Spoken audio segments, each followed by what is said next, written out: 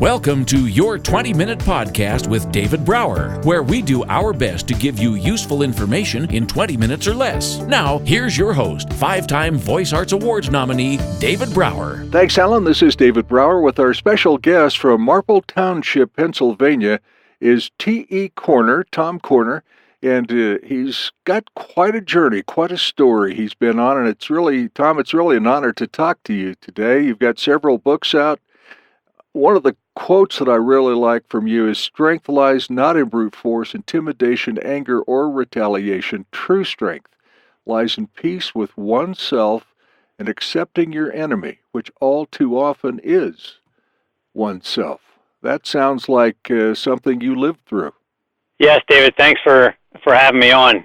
I like that quote, and yes, I lived through it. As I reflect in my latest book, Borrowed Eyes and Feet, Finding Enlightenment After Rage, just living my life behind a veil of anger, and I believe culturally that people perceive love as weakness and a vulnerability, but that's where our true strength lies. But I lived for so long thinking it resided in my ability to to intimidate someone. Yeah.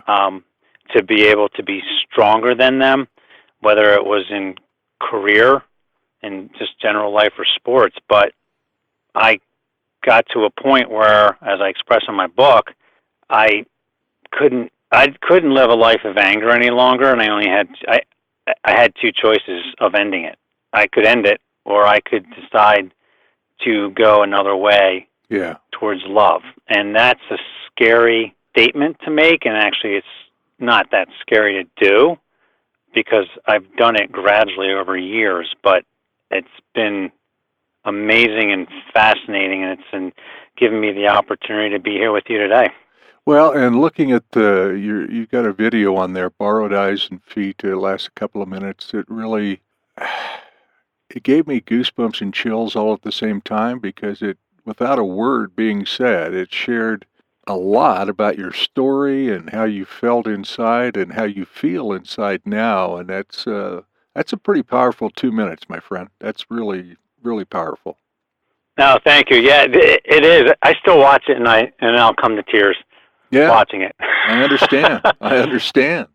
So, because really, the good memories, the bad memories, the tragedies, the pain, whatever we have gone through in our individual lives as young kids or what have you, so many of those feelings and emotions get deep-seated in us, and when we think they're gone, that's when they pop up and just kind of scare the crap out of you some days. Very true, and I'm glad you mentioned that, David.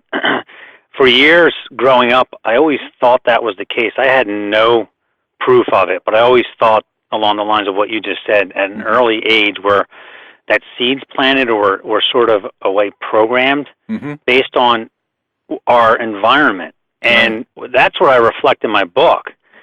And it's fascinating because of the personal work I've done and surrounding myself with people that also are aligned with love and acceptance, and even having a life coach is my anger, and I'm not blaming this, this is what I realized, my anger came from when my parents divorced when I was about 6. Because to your point, that's when the seeds are planted. And I believe that that was my foundation of safety and security, my parents, which is anybody. You bet. And if that's threatened from the mind, the subconscious, or the ego, whichever you want to call it, it has to help us survive. And so it's kind of like fight or flight. And long story short, which I talk about in the book, the adult figureheads in my life, step-parents, weren't able to love me. And I understand why now, because I understand all of our paths are based on our upbringing. Yes. And I've forgiven my stepfather and my stepmother for what I thought was them being mean or not loving me. They didn't know how to do it, and it wasn't their fault. But the whole premise is at an early age, our life is based on our past experiences, and we carry that with us. And what you mentioned is, if something happens in life, our reaction is based on what we've learned. And we, as creatures of habit, we do it over and over again. A lot of people don't realize it. Absolutely. And so I realized that I would retaliate. I would be angry. And it first started out with self-destruction, with self-mutilation, and then alcohol. And then eventually I just had enough. And this was a few years ago. And I decided to make a change, which is very, very scary because you're mentally you think you're going to die. Yeah. No and question you don't. about it. Well, and some days you want to. You do. Yeah. Yeah. You certainly do. And I just had coffee with a friend who we sit down and we talk because she's like, I'm having a bad time and you feel awful, and we just talk. We talk about it. I share what I've learned to say, I think I know what you're going through. I may not, but I can relate. And our suffering, David, is because it's technically part of being human. Yes. If we can look at our suffering as learning and accept it as that, and then also release it, but if we can look at it as learning because it's teaching us what we don't want. Right. And if we can see that and then let it go, our suffering will actually become less, and we will see more clearly, and our life will just be more blissful and full of the good things that we actually want, but we don't believe we deserve. Your joy grows exponentially. Yes. I have a similar story. My father and mother separated once, divorced. My dad was never physically challenging to my mom, but he certainly was verbally. He was gone all the time, and so just a whole bunch of things that made me angry as a young kid that took me a long time to realize. And we finally started to get close just in my late 30s. And by the time I was 40, we were actually starting to have some meaningful conversations. And then he died. And it was instant. It was a heart attack. I got a phone call, your dad's gone. So I had all that stuff packed in me, unanswered questions, woulda, coulda, shoulda, all that stuff. So on the 10th anniversary of his death, he was buried in a small town, Ashton, Idaho, and I was in Northern California. So I drove to his gravesite. Beautiful sunshine. Skiers would call it a bluebird day, and I'm knee-high in snow, and I'm talking to him, I'm yelling at him, I'm praying, and I'm crying, I'm forgiving him, I'm forgiving myself. It was the most gut-wrenching several hours of my life, but it was the most peaceful 8-hour ride home that I could have ever asked for. Yes. You released it? Yep. And I believe and know that he was there with you. Agreed. And that is so very powerful. And even though physically he was gone, you were still able to have that connection, which is amazing. And I think, if I'm right, and I'm just looking at your family picture because you are one blessed guy. What a wonderful family. And I think those experiences, whether they're that deep or not that deep, they are our experiences that each of us live through individually. But as you said, when you work through those and the anger and the rage turns into love and relationships and opportunity, all of a sudden you look around and you're surrounded by blessed people who love you, who you love them.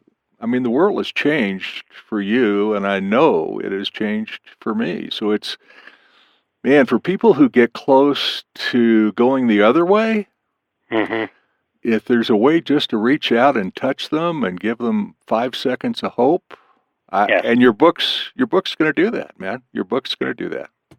Yes, thank you. And that's why I write. Yeah. I mean, selfishly, it's for me, it's cathartic and therapeutic. But that's the intent. I had book events, and I spoke with a gentleman who was, he had troubles.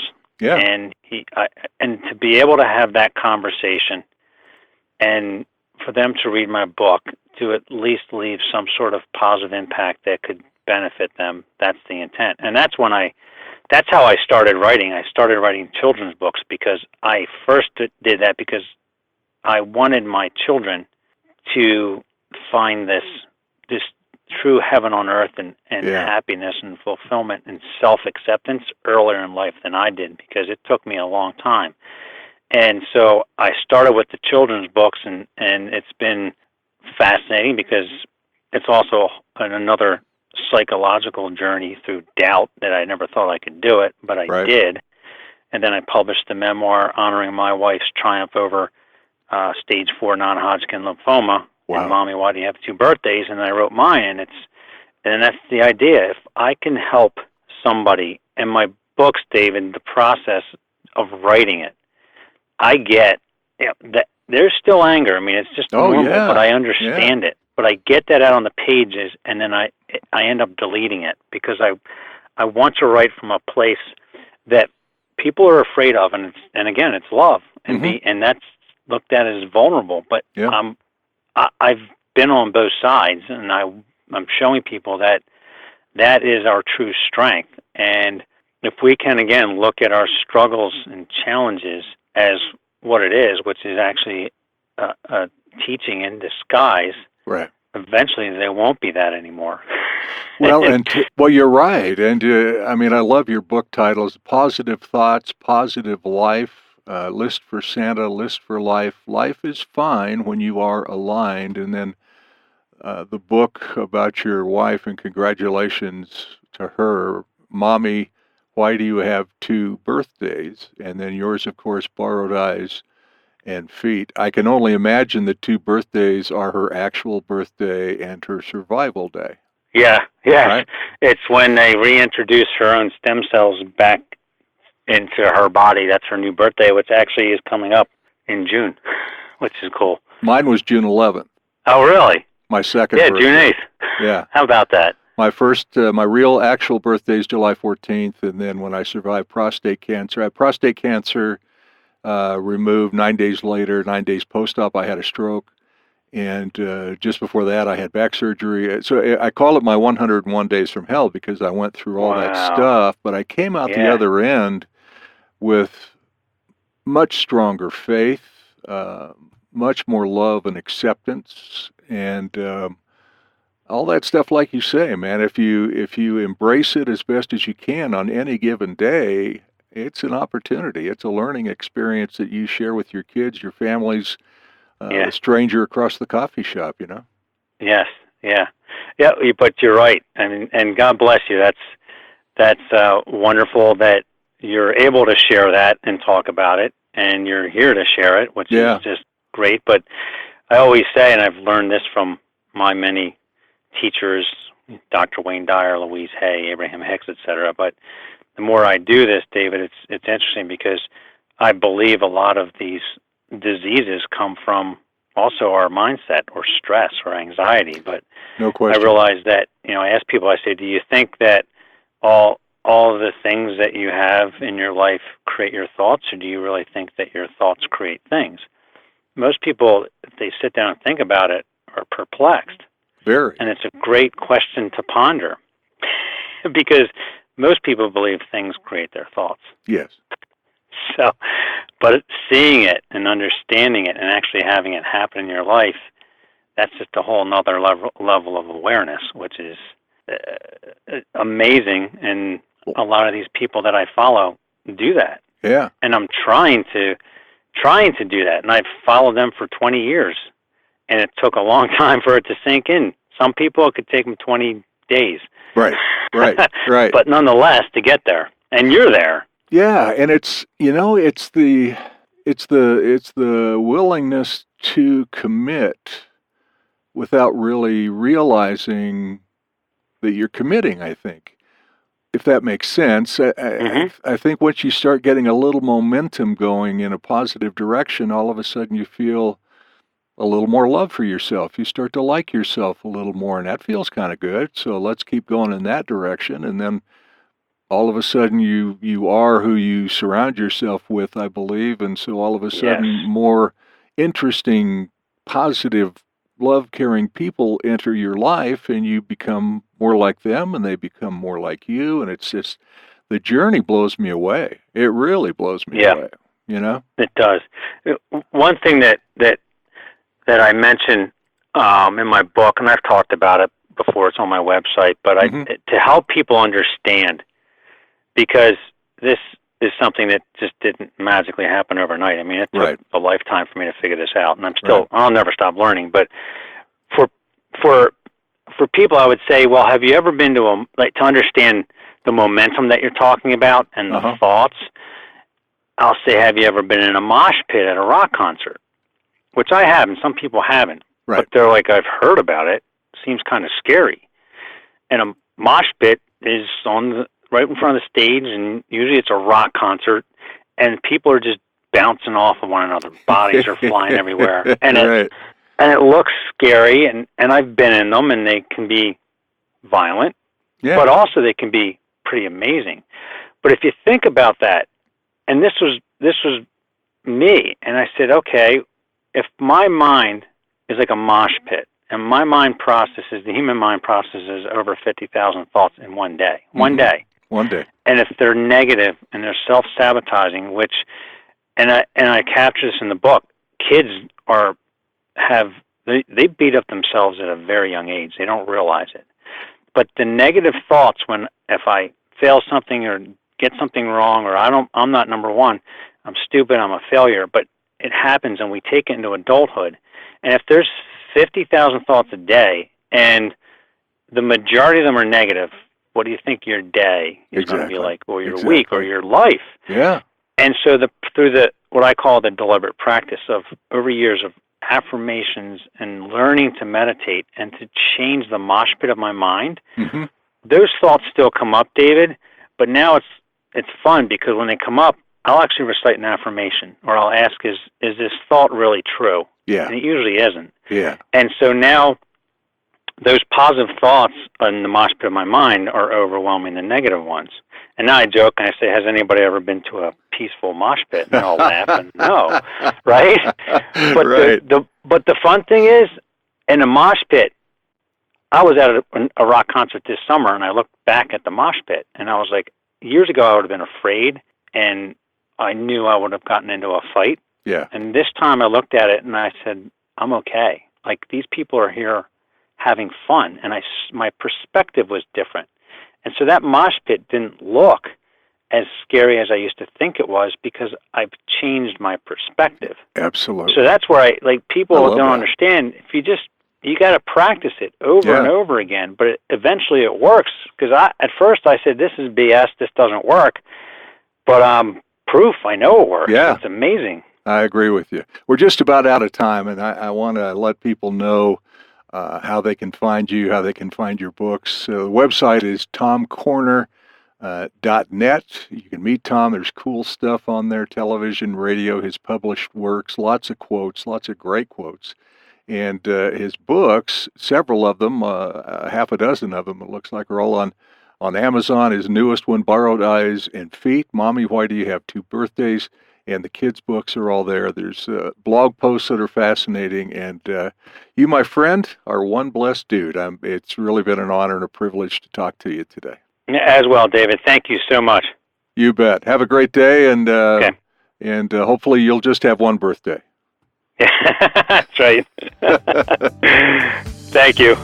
Listen to Your 20-Minute Podcast with David Brower on the go. Downloads are available on YouTube, Twitter, Facebook, iTunes, iHeartRadio, Spotify, any podcast app, and on our website at davidbrowervo.com/Your 20-Minute Podcast. Until next time, thank you for listening.